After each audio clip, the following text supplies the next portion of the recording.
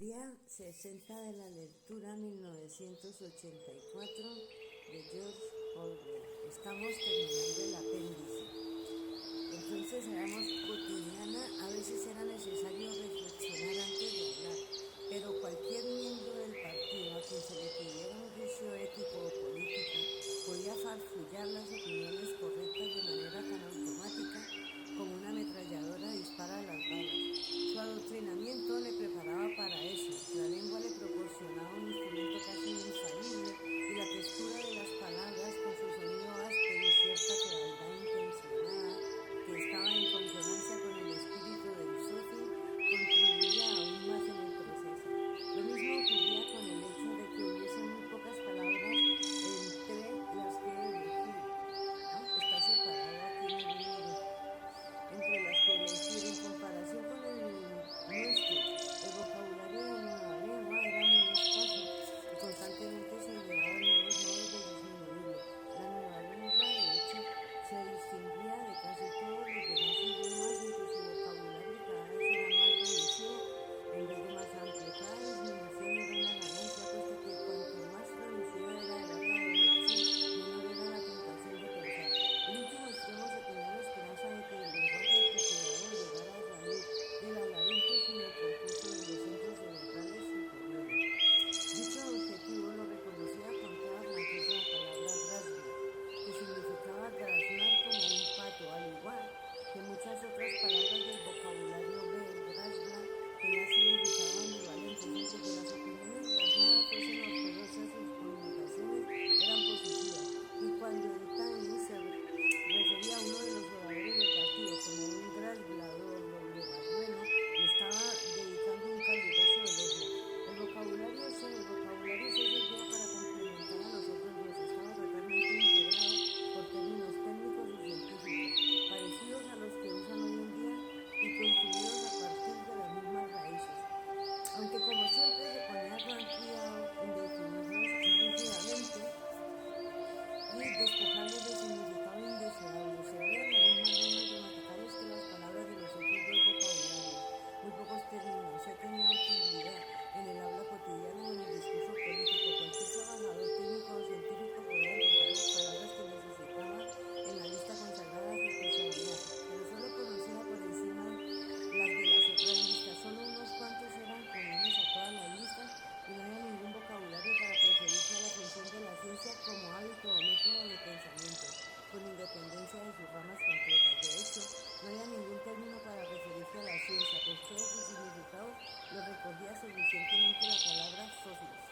De todo lo visto hasta ahora se deducirá que la expresión de opiniones heterodoxas en nueva lengua por encima de un nivel muy sencillo era casi imposible. Por supuesto se podían expresar herejías muy toscas como una especie de blasfemia. Por ejemplo, se habría podido decir el hermano mayor es no bueno, pero semejante afirmación, que para los oídos ortodoxos implicaba meramente un evidente absurdo, no podía sostenerse con una argumentación razonada porque faltaban las palabras necesarias.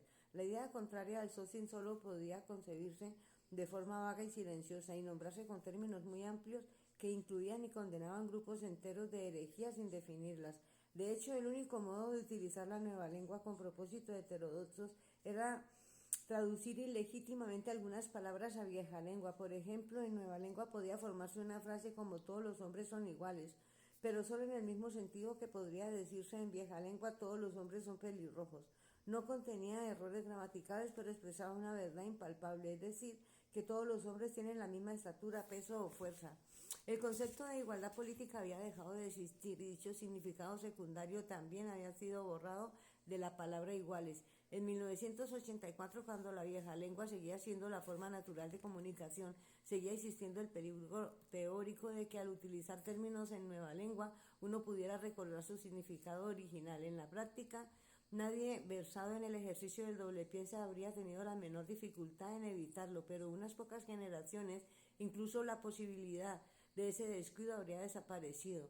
Cualquier persona que careciera de la nueva lengua como única lengua ignoraría que iguales había tenido el sentido secundario de políticamente iguales, o que en otra época libre había significado intelectualmente libre. Igual que, por ejemplo, una persona que no hubiese oído hablar jamás del ajedrez ignoraría los significados secundarios de la palabra reina o torre. Habría muchos crímenes y equivocaciones que le sería imposible cometer sencillamente porque no tenían nombre y le resultarían inimaginables. Y era previsible que con el paso del tiempo las características definitorias de la nueva lengua se fueran agudizando, que su vocabulario fuese cada vez más escaso y los significados más rígidos, y que la posibilidad de utilizarlos de manera incorrecta continuaran disminuyendo. Cuando la vieja lengua fuese por fin superada, se habría cortado el último vínculo en el pasado. La historia ya se había reescrito muchas veces, pero todavía sobrevivían fragmentos de literatura del pasado, aquí y allá censurados de forma imperfecta, y mientras quedaba alguien que conociera la vieja lengua sería posible leerlos. En el futuro, dichos fragmentos, aunque lograsen sobrevivir, serían ininteligibles e intraducibles.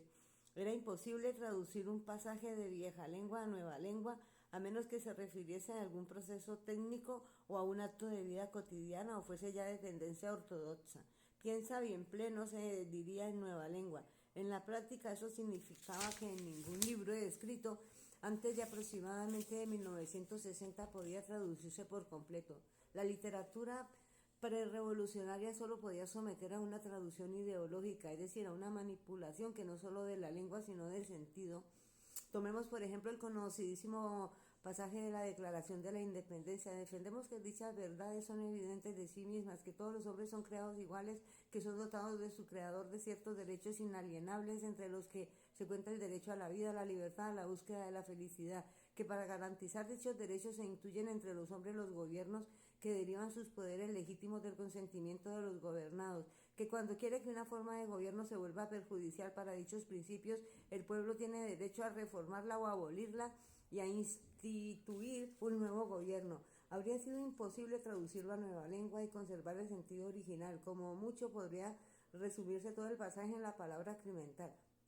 Cualquier traducción completa habría sido ideológica y las palabras de Jefferson se habrían convertido en un panegírico del gobierno absoluto. Gran parte de la literatura del pasado estaba, de hecho, en proceso de transformación. Las consideraciones de prestigio hacían deseable conservar el recuerdo de determinadas figuras históricas y al mismo tiempo encajar sus logros en la filosofía del Socing.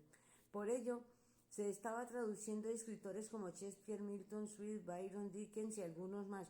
Una vez complementada la tarea, se destruirían los escritos originales junto con toda la literatura del pasado que hubiera sobrevivido. Dichas traducciones era un proceso lento y difícil y no se esperaba que estuvieran terminadas antes del primero o segundo decenio del siglo XXI. También había mucha literatura meramente utilitaria, manuales técnicos indispensables y cosas por el estilo, que había que tratar del mismo modo. El motivo de que la adopción definitiva de la nueva lengua se fijara en una fecha tan lejana como en el año 2050 no era otro que dar tiempo a esa labor preliminar de traducción. Y aquí se acaba eso y comenzamos con el epílogo. George Orwell, cuyo verdadero nombre era Eric Arthur Blair, nació el 25 de junio de 1903 en Motihari, una pequeña ciudad de Bengala cercana de la frontera del Nepal, en pleno distrito productor de opio.